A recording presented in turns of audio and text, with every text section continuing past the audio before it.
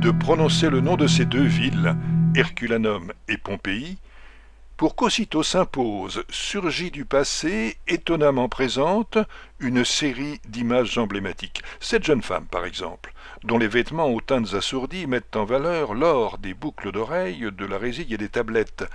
La pointe de son stylet posée sur les lèvres, elle paraît chercher l'inspiration. Quelle relation entretient-elle avec le jeune homme couronné de lierre appuyé sur un volumen qui lui fait pendant dans ce relevé de la fresque originale? Voilà bien une question qu'on ne se pose pas devant le portrait, avec tablette et volumen, du boulanger Terentius Neo et de son épouse, cette jeune plébéienne noire et vive, aux yeux rapides, à la coquetterie ingénue dont parlait Mayuri, et qui, clairement, ici, occupe le devant de la scène. Autant d'images d'une vie sociale harmonieuse, d'une prospérité soigneusement protégée. On connaît assez peu cette mosaïque aux chiens de garde trouvée dans la maison de Wessonius Primus. On connaît mieux le molosse ramassé sur lui-même et prêt à bondir, qui veille à l'entrée de la maison du poète tragique. Autant d'images donc d'un bonheur préservé, qui se voit brutalement fracassé, anéanti par un volcan dont les colères, on le sait, vont se répéter au fil des siècles. Témoin cette éruption contemporaine de la résurrection des deux cités ensevelies, dans laquelle le flot des fugitifs est comme le double humain du déferlement de la lave. En cet automne de l'an 79 après Jésus-Christ, les Pompéiens, hélas, vivent leurs derniers jours, tandis qu'Herculanum, hors de portée du nuage toxique, est apparemment épargné. Voici une stratigraphie des dépôts volcaniques de la Grande Palestre, où la science nous invite à lire, froidement déclinée, la destinée des habitants de Pompéi.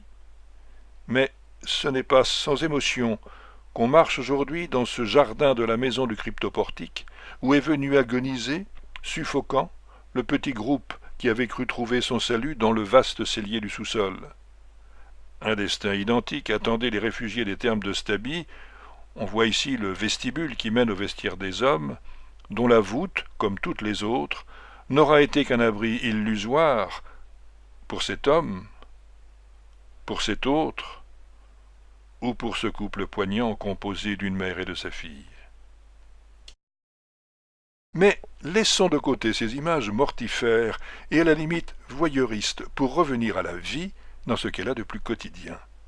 Voici à Pompéi un boulanger, à moins que ce ne soit un magistrat procédant à une distribution publique, dont la miche de pain, marquée d'une série d'incisions qui la divise en parts égales, attend aujourd'hui encore la main qui viendra l'entamer ou la partager. Ajoutons-y la cuisine et ses instruments, à l'exemple de ce récipient à mi-chemin de la marmite et du faitout, repéré dans l'arrière-cuisine d'une maison d'Herculanum, mais qu'on verrait très bien posé sur le fourneau de ce fast-food qui occupe, à Herculanum encore, la façade de la maison à la mosaïque de Neptune et d'Amphitrite. On a là un thermopolium merveilleusement conservé, dont l'étage supérieur, contrairement à ce qu'on pourrait croire, n'abrite pas une chambre, mais une salle à manger, un triclinium, où la coutume veut qu'on dîne à demi étendu sur un lit. Les services d'un pressing permettront, s'il le faut, d'effacer les reliefs du repas. On voit ici au rez-de-chaussée le bassin de lavage de la Foulonica de Stéphanous, dernière étape d'un processus de nettoyage commencé un étage plus haut. Le bandeau inférieur de l'enseigne en façade de l'atelier de Vercundus, rue de l'Abondance, nous en dit là-dessus un peu plus. Un groupe d'employés, derrière lesquels une inscription invite à nommer édile un certain Vettius Firmus, travaille des étoffes sur une table ou dans des bassins. Le dernier d'entre eux, le patron peut-être, inspecte le résultat. Ce sont des quactiliarii, entendons des coactiliarii, des presseurs de laine, des fabricants de feutres.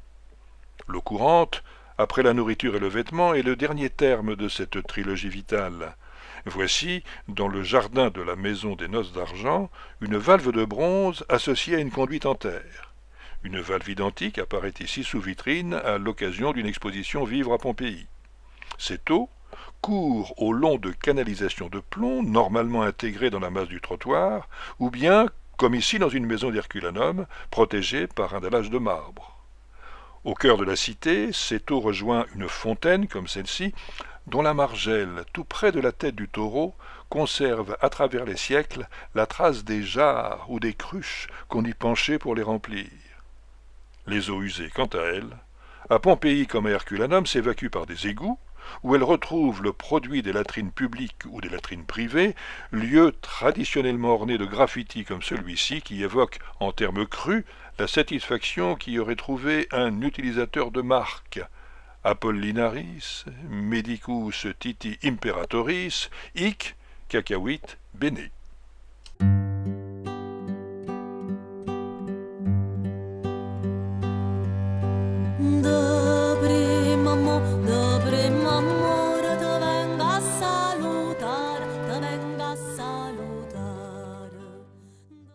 La toile d'Édouard Saint est un hymne à l'énergie et à la grâce des travailleuses napolitaines, quand la gravure de Mazois, elle, se veut d'abord documentaire, mais toutes deux se réfèrent à la première étape des fouilles, c'est-à-dire avant l'organisation rationnelle du travail que mettra en place Fiorelli à partir de 1860.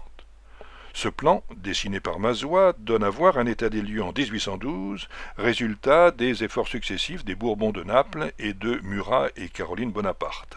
Le plan suivant, qui date de 1981, témoigne quant à lui d'une situation stabilisée depuis la fin de la Seconde Guerre mondiale. Une part importante du site, on le voit, est mise en réserve et très volontairement ignorée. Ce talus, par exemple, est au cœur d'un carrefour. Tout autre est le cas des fouilles d'Herculanum, dont cette gravure extraite du voyage pittoresque de la baie de Saint-Nom propose une reconstitution de fantaisie, mais très impressionnante.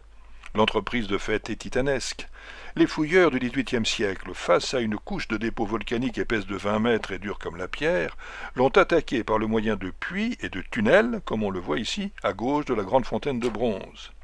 La stratégie des XIXe et XXe siècles, plus respectueuse du site, aboutit à ce plan des années 80 où la zone archéologique offerte aux visiteurs est limitée au nord par un decumanus bordant une sorte de falaise dont la base enferme des bâtiments non encore dégagés, et au sud par une série de villas en terrasse surplombant des abris à bateaux où l'on a découvert plus de 300 squelettes, preuve qu'Herculanum, contrairement à une idée reçue, n'aura pas été le lieu privilégié d'une catastrophe sans cadavre. Ce dernier plan, tout récent, réunit de manière exhaustive fouilles anciennes et fouilles modernes. À la zone archéologique des années 80 s'ajoutent donc deux extensions souterraines, au nord le théâtre, qu'on visitait au XVIIIe siècle à la lueur des flambeaux, au sud la villa des papyrus, dont une partie cernée d'un trait bleu est fouillée à ciel ouvert depuis la fin des années 90. Mais revenons à Pompéi. À l'extrémité du forum, le temple de Jupiter se présente comme un massif quadrangulaire surmonté d'un petit nombre de colonnes tronquées. Il faut un effort d'imagination pour se représenter son aspect d'origine, et l'aide de Mazois là-dessus nous est assurément précieuse. Le temple d'Isis, sur lequel plane l'ombre maléfique du grand prêtre Arbacès chez Bulwer-Lytton, frappe d'emblée in situ par sa grâce légère et ses dimensions modestes, dimensions très éloignées de ce qu'en présentent ces gravures du voyage pittoresque de la baie de Saint-Nom.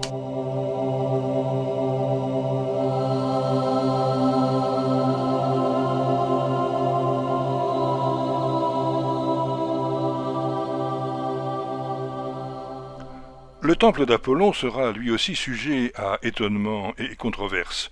Deux photographies déjà, l'une de 81, l'autre de 87, sont l'occasion de noter la réapparition d'un cadran solaire au sommet de la colonne votive qui flanque à gauche l'escalier d'accès au podium. L'envoi de 1867 de François Villebrod-Chabrol pose quant à lui des questions de fond. Le problème n'est pas tant de l'identification du temple qu'on voit ici consacré à Vénus. Ce sont les deux documents grand format rassemblés sur une page du catalogue de l'exposition sur les envois de Rome qui soulèvent la question du rapport de l'image au réel et du poids, surtout, des canons esthétiques dominants. Reprenons notre colonne votive. Elle apparaît brisée en 3 fragments dans l'état actuel, observé et consigné par Chabrol. Elle renaît tout entière dans sa restauration, mais embellie, anoblie. L'inscription dédicatoire s'épanouit sur un socle, à sa place se tient une lyre, le cadran solaire devient un trépied honorifique. A-t-on noté, cela dit, que notre cadran d'aujourd'hui photographié in situ n'est pas exactement le cadran solaire d'origine? L'inscription dédicatoire, quant à elle, ne prêtera pas à chicanerie. Lucius et Punius Sandilianus, fils de Lucius, et Marcus Erenius Epidianus, fils d'Aulus, Doumvir à pouvoir juridictionnel, ont pris soin de faire ériger ce monument DSP, des sua pecunia, à leurs frais.